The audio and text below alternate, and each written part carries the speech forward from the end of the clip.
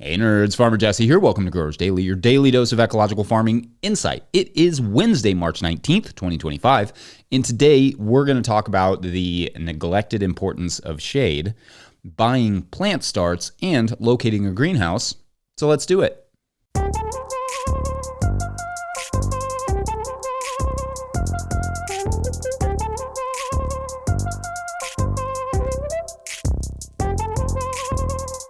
All right, so if you're watching on YouTube, I am outside grafting, and usually I would cut all of these plants at once, but since I'm only doing like 60 plants, I'm not gonna do that. I'm just taking my time. So what I do is I try and cut as much. I want to leave as much as I possibly can right here, right, using the specialty knife. You see there's like it's kind of at an angle. Hi, kitty cat. Then I get a matching clip. You just get a range of these.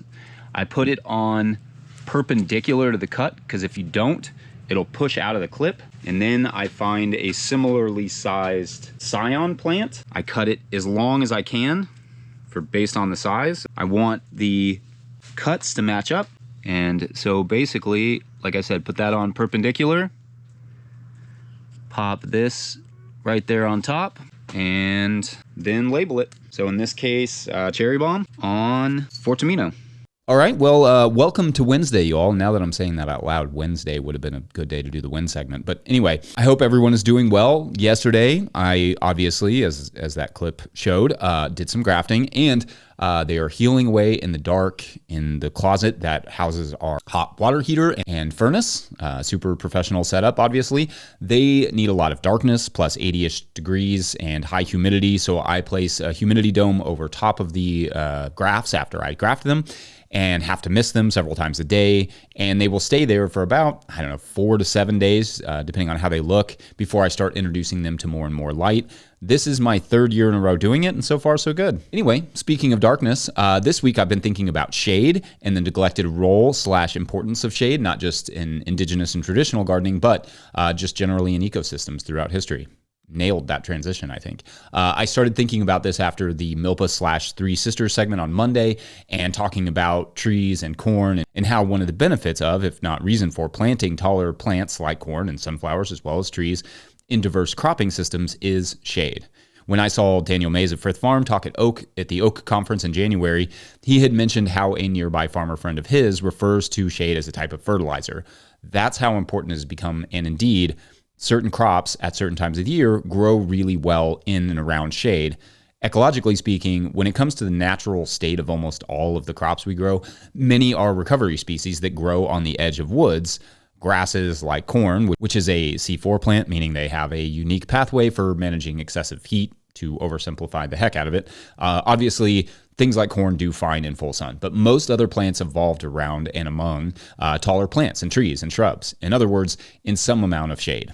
That is, of course, a blanket statement that it sidesteps a lot of nuance in terms of the unique diversity of locations where the crops we eat come from. But generally speaking, there was some shade involved, not just in their evolution and domestication, but in their production for many millennia. So let's talk about some of the things that small amounts of shade bring to the table. First, the obvious, shade is cooler than sunlight. I probably don't need facts behind that one, but it's true. Shade can drop the temperature by several degrees in both humid and dry climates, though in dry climates the effect is greater because humidity holds heat a little bit easier, and it is harder to cool off in humidity. Plants, therefore, especially those most affected by sunlight, get reprieve from the heat. It is also notably better as someone working in that sunlight to be in the shade of a tree. I remember there was nothing quite like stopping mid-cultivation in the summer during my first apprenticeship to eat a melon in the shade of the nearby poplar tree at the edge of the gardens. We always rushed up to the gardens in the morning to start work where the shade from the tree was still there in the summers. Getting back to the value of shade for plants, though, there is the diffusion of light, kind of like the shattering, the splitting, the separating of light, meaning that in the shade, light is not just coming down in one intense beam, but gets scattered as it hits plastic or tree leaves or whatever. I mean, ask any professional grower who owns a high tunnel if things grow better and more readily in their open fields or in their tunnel, and if they say in the open, I would be surprised. In terms of just happy, healthy plants, I'm going to guess 9 out of 10 professional growers say that the best plants they grow in the peak of summer come out of their high tunnels and shade houses. This is why you see a lot of those growers moving towards almost exclusively growing under plastic. The plastic from the tunnel provides a small amount of shade, usually 10 or 20%, which eliminates some of the stress on the plant while also diffusing that light. And when light gets diffused or split up, it's better able to reach all parts of the plant that can photosynthesize, which is more of the plant than just the top. Meaning that if the light is just pouring straight down on a lettuce head, all the lower leaves are missing out on their chance to maximize the photosynthetic process. But if the light is diffused and comes at the plant from every angle, then more of the plant can photosynthesize, which could increase growth and overall crop health. Trees do this. They diffuse the light. Plastic does this. Taller plants do this. Buildings do this to some extent, and so on. Light bounces off pretty much everything. Think about it this way. It's not pitch black in the shade, right? That's because light is bouncing in, scattered by everything above it, and creeping through cracks between the leaves, spread out across the sky. Shade also helps retain soil moisture, which plants and microbes appreciate.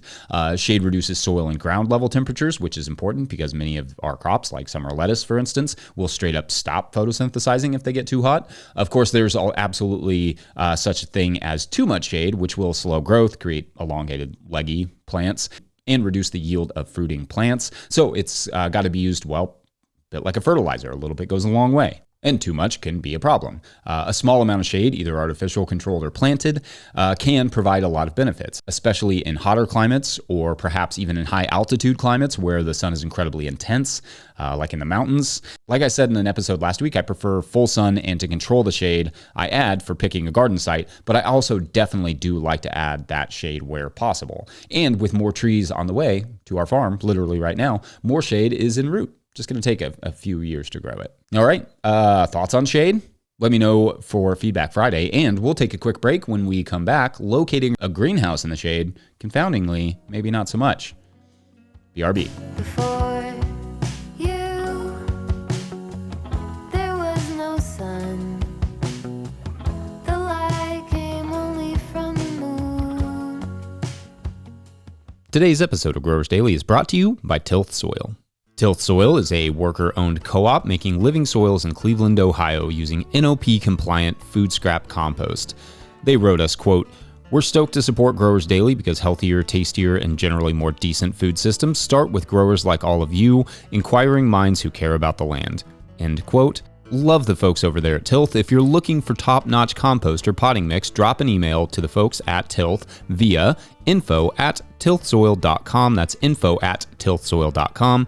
Today's episode is also brought to you by So Right Seeds. So Right Seeds is an heirloom seed company that offers fresh, high-quality, open-pollinated seeds. They have a great selection on their website of over 400 varieties, along with a planter's library with tips for growing. They offer cover crops and bulk packs of seed for sustainable home gardening. The instructions on the back of their packets have all the information you need to get started. Go to So Right Seeds, that's SOW, and use my discount code NOTIL for 15% off your order. That's SoRightSeeds.com. All right, enjoy the show. If you, the listener, are enjoying this content, getting even a small amount of value from it, consider supporting our work over at patreon.com/no-till-growers. I will try to get to questions from everywhere that questions come in, but I will always get to your Patreon questions. Now, today's Patreon question comes from Patreon member Papa John Misty, love that name, who writes, quote, "Hey Jesse, I'm starting a farm with my wife. I've been farming for a couple of years and I'm excited to get started on my own. One of the biggest challenges has been getting the infrastructure for the farm up and running, i.e. digging a well, getting power to the well, etc.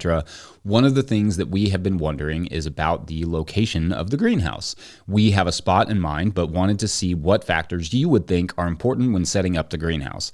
The spot we are considering will need an electrical service added, but will be right next to our well, so we already have the need to get power to that location. It is on the north side of our property and gets quite a lot of sun, but also some wind. We have another option closer to our house, but gets a bit less sun and will need to draw electric and water from our house, which is possible, but not ideal. Anyway, I love your show so much. It's really a phenomenal resource for someone starting out a new farm like me." End quote. Awesome. Thank you for the kind words about the show and the fun question. Okay, so I'm assuming here that you mean greenhouse in the technical sense that most growers would use that term. That is to say, referring to a propagation house for plant starts and such, and not a place for much of or potentially any in-ground production. That does change my answer to this a little bit, because a high tunnel, which is where production usually takes place as opposed to a seedling propagation house, can be located slightly further away from the house, generally speaking, than a greenhouse. A greenhouse is, unless you fully automate it, a place you will be visiting multiple times a day. So it's proximity to your house is not just a practical thing, but can become a financial challenge. In other words, if you are having to spend multiple minutes every day just walking to and from the greenhouse, that can eat up a lot of time. Not to mention that if your fields are also far away from that space, more time will be eaten up transporting the transplants from the location to your fields.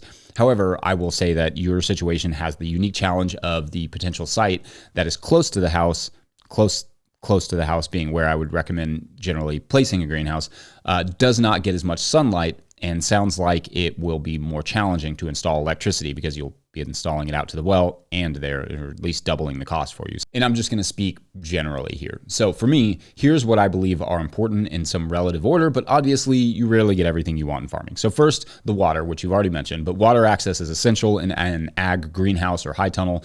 If you're going to cut it off from the weather, whatever you're growing, you have to be able to water it. Electricity is mildly important, but that depends on the goals and crops. Like if you are not trying to push the seasons too hard, you can get away with not having any electricity in your greenhouse.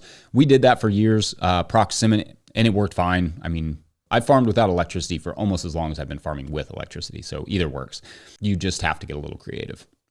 Proximity to the house, that's an important one for me. I will visit the greenhouse every single day of the growing season, every one of them, even my days off. I will not necessarily visit the fields every day. So the amount of space between my home and the greenhouse, or if I did not live on the side, I would want the greenhouse close to wherever I was parking.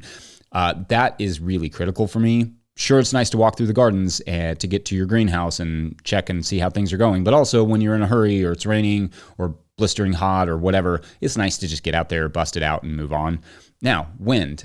You know how I feel about the wind. Obviously, you probably do not want to put a greenhouse at the top of a ridge with absolutely no wind protection. Or if you do, you really, really want to stabilize it and get those posts deep into the soil so it will hold on to it. So if wind will be a factor at all, the greenhouse structure itself should account for all of that. Wind bracing, trusses, all of it. As for shade for a greenhouse location, that's probably creeping into the too much shade category that we kind of just talked about, though in certain areas or for certain structures, people will throw shade cloth over their greenhouses anyway. So it's not bonkers to think a little shade in the summer might be a welcomed thing. We open the ends up entirely of our greenhouse just to allow for really great airflow and for it to not get too hot in the summertime. A little shade might be okay in that situation. Just depends on how much shade we're talking about here and what time of year. In the worst case scenario, especially if you have access to electricity, grow lights can help supplement natural light. And in fact, some growers use grow lights like that anyway in the late winter just to kind of move things along. Also, another factor that some folks may need to think about is if you plan to sell plant starts out of it and have customers come in, that may determine not just placement, but construction, because some municipalities will require certain building permits if you're going to have people there, and you may need specific insurance for structures that allow visitors, like a greenhouse where you're trying to sell plants out of it. So anyway, I don't know if that helped or complicated your decision any, but I do hope it added some insight into how I might make that call. Otherwise, I'm going to leave it there for now, and I await your all's thoughts on greenhouse placement. But up next, we're going to talk about how to buy plant starts in case you don't want to grow them yourself. Yeah, be right back. Today's episode of Growers Daily is brought to you by Harnwah Greenhouses. Harnwah Greenhouses has pioneered controlled environment agriculture since 1965, partnering with market gardeners and farmers across North America to deliver turnkey greenhouse solutions. Their unwavering mission is to support growers' success through innovation and expertise in design, manufacturing, and installation. Harnwah Greenhouses are engineered to withstand high wind and snow loads, providing optimal brightness, increased yields, rapid ROI, and long-lasting durability. With over 20,000 projects completed, they are more than a manufacturer. They are a trusted partner. Their structures foster sustainable, energy-efficient ecosystems that drive profitable, resilient agriculture. In 2025, Harnwah is introducing a new low-tech, high-tunnel model starting at just $2 per square foot, offering open field growers an accessible entry into controlled environment agriculture. Learn more at harnwah.com. That's HARNOIS.com. All right, back to the show. All right, so having just discussed where to put a propagation house, it should also be said that not everyone can or necessarily should grow their own plant starts. However, everyone who is buying plant starts should have a good idea of how to go about it in a way that is not just bringing in pests and diseases or plants that aren't going to perform well for you. First off, just in case this seems like a solely small scale or backyard subject, not all commercial growers grow their own plant starts. I have known many growers who relied on nurseries to do some of their plant starts and sometimes most of their transplants, especially in the early years. Some growers rely on nurseries to do the semi-complicated stuff like grafting tomatoes or for the more complicated flower crops that need stratification. In fact, if the difficulty of a certain crop in your area is the reason you're not growing something, perhaps a plant nursery is the ticket. Or conversely, if you really like growing plants, plant starts, and are good with spreadsheets, perhaps a nursery business is in your future or is your business. Anyway, there are some do's and don'ts when it comes to buying plants that are important to consider. For one, buy from a reputable farm or nursery. Farmers are usually producing their own plant starts along with your plant starts and are doing their own quality control. So especially if you like their produce in the summer, it wouldn't hurt to check out their plants in the spring. The other benefit of them growing and selling their plants is that they may only be selling the varieties that they like to grow, which would mean that, at least potentially, they have experience growing those crops in your climate. They also will be able to advise you on what they have for what you're looking for. That same thing goes for a good plant nursery for the most part. They may only grow what's popular and what people are asking for, which isn't always what makes sense, what makes the most sense in a specific region. But they should have someone on staff who could advise you for what you're looking for.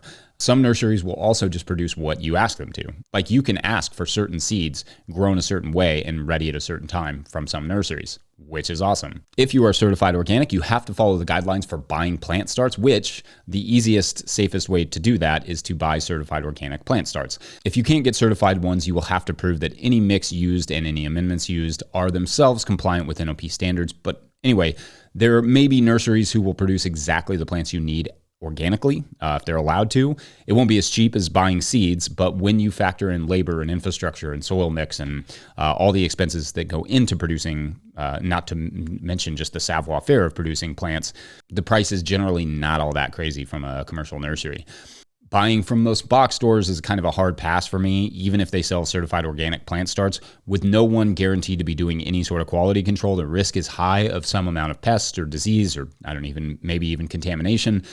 Just too many horror stories there.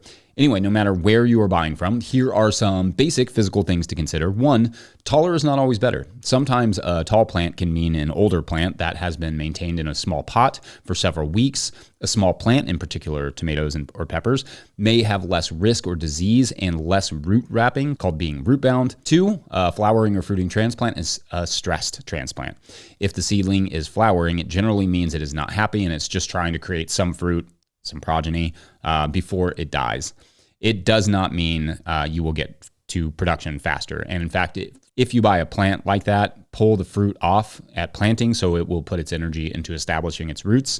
3, avoid plants with yellow leaves or brown spots. You don't have to know every disease in the world to buy a transplant. You just have to know that most diseases leave some sort of mark. So if the leaves are yellow or brown, or if they've got like any sort of wilt or spots, stay away from them.